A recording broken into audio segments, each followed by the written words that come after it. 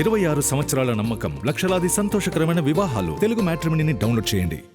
అఖిలప్రియ సవాల్కి స్పందించారు గంగుల బ్రిజేందర్ రెడ్డి.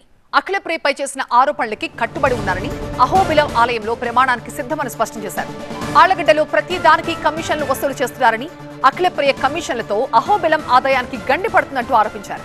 మరింత సమాచారం మా స్పెషల్ కరెస్పాండెంట్ నాగిరెడ్డి అందిస్తారు. ఆళ్లగడ్డ ఎమ్మెల్యే భూమా అఖిలప్రియ, మాజీ ఎమ్మెల్యే గంగుల నాని మధ్య విమర్శలు, ప్రతి విమర్శలతో ఆళ్లగడ్డ ప్రాంతంలో ఉత్కంఠ నెలకొంది. తీవ్రమైన ఆరోపణలు ఎమ్మెల్యే మీద చేశారు. ప్రస్తుతం మనతో మాజీ ఎమ్మెల్యే గంగుల నాని ఉన్నారు.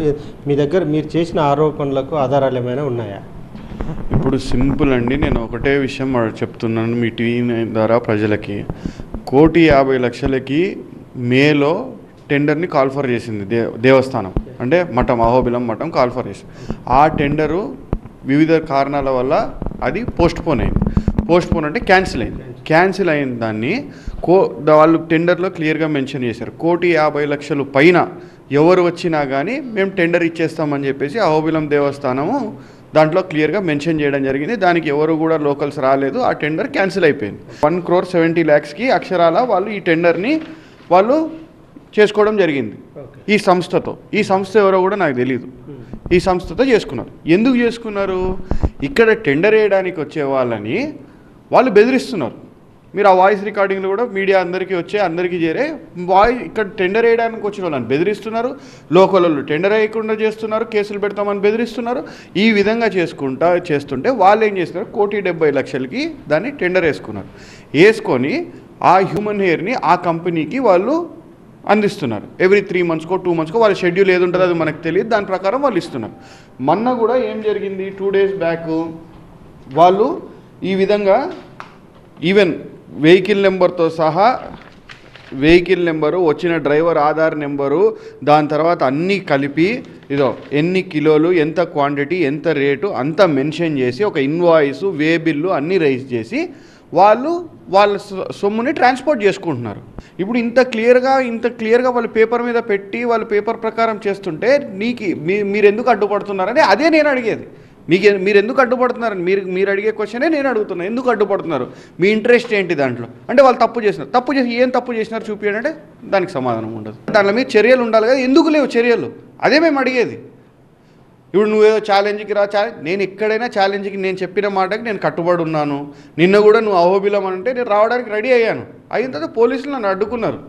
అడ్డుకోవడంతో నేను ఆగాను. తర్వాత నేను చెప్పాల్సింది చెప్పి ఈ రోజు కాదు ఏ రోజుకైనా నేను చెప్పిన మాటకి నేను కట్టుబడి ఉన్నా. ఇదో నేను చూపించిన ఎవిడెన్స్లలో ఏదైనా తప్పైతే మీరు నా మీద ఎటువంటి యాక్షన్ అయినా తీసుకోవచ్చు. అంటే మీరిద్దరి ఆరోపణలు ప్రత్యారోపణలతో ఆలయ ప్రతిష్ట దెబ్బతిందని అనుకోవచ్చా? ఇప్పుడు ఆలయ ప్రతిష్ట దెబ్బతింటుందనే నేను కూడా చెప్తున్నాను. ఆలయ ప్రతిష్ట దెబ్బతినకుండా జాగ్రత్తలు తీసుకోవాల్సిన బాధ్యత ఎవరి మీద ఉంది? సనాతన ధర్మాన్ని కాపాడతాము, హిందుత్వాన్ని కాపాడతాం అని చెప్పింది ఈ కూటమి ప్రభుత్వమే కదా. దీని మీద ఎంక్వైరీ చెప్పండి. సింపుల్, నేనొద్దు ఆమొద్దు, రచ్చంతొద్దు, చర్చలు బొర్చలు ఎందుకు? ఒక రిటైర్డ్ జడ్జినో ఎవరైనా వేసి ఈ 2 సంవత్సరాలు గతంలో 2004 నుంచి మొత్తం డేటా తీసి ఎప్పుడెప్పుడు ఏమేమి జరిగింది, ఏ టెండర్లు పెరిగినాయా తగ్గినాయా, అసలు ఎందుకు ఈ 2 సంవత్సరాల నుంచి టెండర్లు జరగడం లేదు, ఈ విధంగా అవకతవకలు ఎందుకు జరుగుతున్నాయి, ఎవరు దీంట్లో భాగమని చెప్పి చేయమని చెప్పండి. అయిపోతుంది కదా, తెలిసిపోతుంది కదా. గవర్నమెంట్ అనుకుంటే ఎంత పని అది? నేను గత 2 సంవత్సరాల నుంచి ఇదే ఇష్యూలు చెప్తున్నా. గతంలో కూడా నా మీద ఆరోపణ చేసింది ఇట్లనే చేసి నువ్వు ప్రమాణం చేయి అహోబిలం వచ్చి, నేను అహోబిలం పోయి నరసింహస్వామి ముందు ప్రమాణం చేసి చెప్పాను. నేను కింద 1 రూపాయి ముట్టినట్టు నువ్వు చూపిస్తే నేను దేనికైనా సిద్ధమై దేవుని మీద ప్రమాణం చేసి చెప్తున్నాను అని చెప్పి నేను చెప్పినాను. ఆడిని ఇప్పుడు కూడా సిద్ధమేనా అని అడుగుతుంది. నేను సిద్ధమే అని చెప్తున్నాను కదండి. నేను మాట్లాడిన ప్రతి మాటకి నేను కట్టుబడి ఉన్నాను. ఈరోజు పోయిన సంవత్సరం 1,50,00,000కి టెండర్ జరిగింది. అది మీ పేరు మీద లేదంటే మీ బినామీలు పాడినారు. 50,00,000 కట్టారు, ₹1,00,000 కట్టలేదు. అది కూడా వసూలు చేయాల్సిన బాధ్యత మందే కదా. దేవుని మీద అంత ప్రేమ, ఆ ఆలయ అభివృద్ధి మీద అంత ప్రేమ కూడా ₹1,00,000 వసూలు చేసి కట్టిద్దాం రండి. మీరు నేను ఇద్దరం పోదాం. ఎవడు పాడినాడో వాడిని వసూలు చేసి కట్టిద్దాం. గతంలో కూడా మీరు అంటున్నారు మా వాళ్ళు ఏదో కట్టాలి, అది కూడా వసూలు చేసి కట్టిస్తాను. నేను కూడా వసూలు చేసి కట్టిస్తాం మొత్తం.